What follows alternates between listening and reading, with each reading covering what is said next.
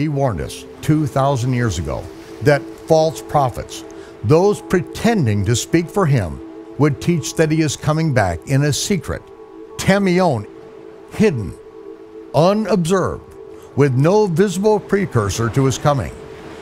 Yeshua said, listen to me, don't believe them. They have either been deceived or are deliberately lying to you.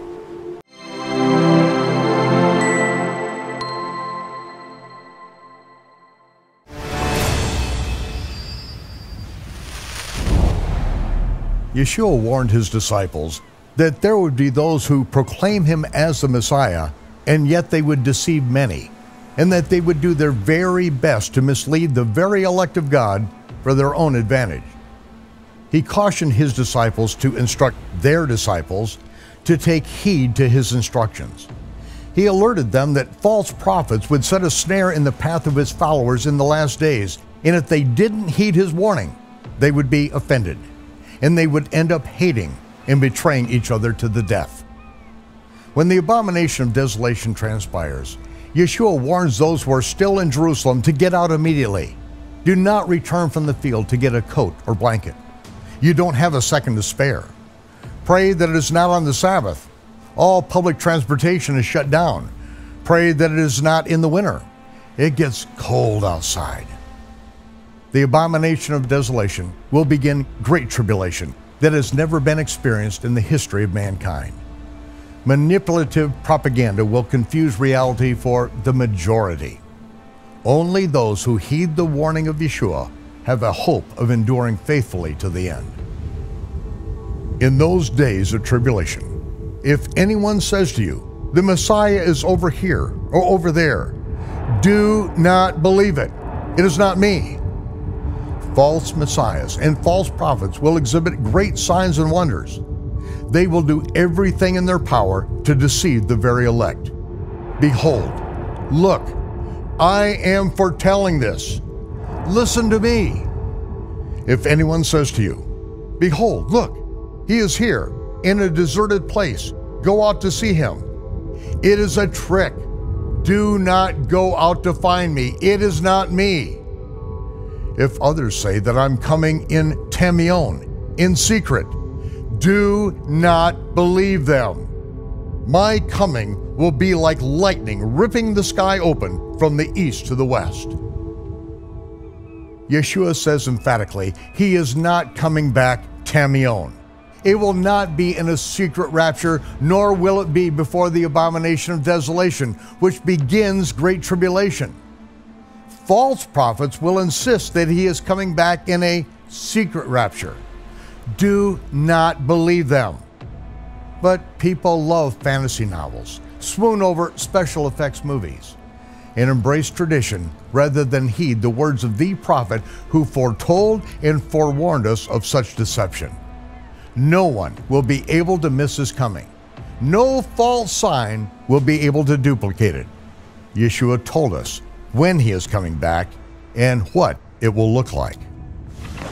Immediately after the tribulation of those days, the sun will be darkened, the moon shall not give her light, the stars shall fall from heaven, and the powers of the heavens shall be shaken. And that is when the sign of the Son of Man shall appear in heaven.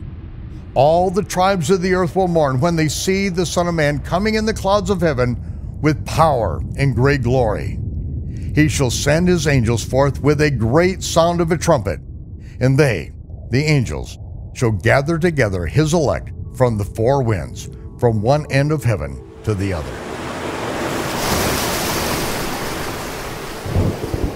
What is the sign of his parousia, his coming?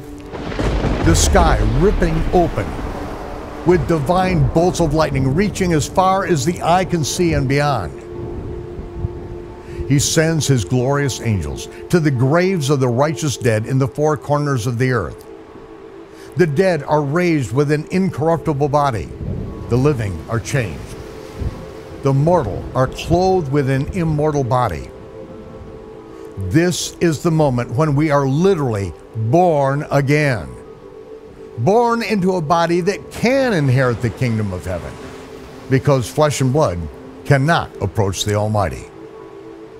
As Shaul, Paul said, there is a terrestrial body, an earthly body, and there is a celestial body, a body that is no longer flesh and blood, an eternal body. The change from the earthly body to the celestial body will happen in the twinkling of an eye. When will the change transpire? At the last trump. The tribulation of those days begins with the abomination of desolation and the revealing of the man of sin, the son of destruction. Yeshua returns long after the sun, moon, and stars have been darkened in the aftermath of a war that is going to bring mankind to the brink of destruction. He warned us 2,000 years ago that false prophets, those pretending to speak for him, would teach that he is coming back in a secret, tamion, hidden, unobserved, with no visible precursor to his coming. Yeshua said, listen to me, don't believe them. They have either been deceived or are deliberately lying to you. There will be no pre-tribulation secret rapture. They are setting you up for the greatest disappointment you could ever imagine. You will be offended because you thought he would be coming back before the abomination of desolation and before the great and glorious harvest. And when he doesn't, because he won't, you will hate and betray each other to death. Do not fall for the lies and the systematic theology that picks a line here and a line there, a verse here and a verse there, and assembles a delicious religious buffet that will poison and destroy. Yeshua's direct instructions to his disciples concerning the end of the age and the deceptions that will be promulgated in his name sets the stage for the sixth trumpet, which is the second woe to the inhabitants of the earth. Shalom, Torah fans! Give this video a thumbs up and share it with a friend. Tap the subscription button and the bell icon, and I promise to update weekly with in-depth biblical research. Be sure to download the new michaelrood.tv app for both mobile and home devices for even more commercial-free content.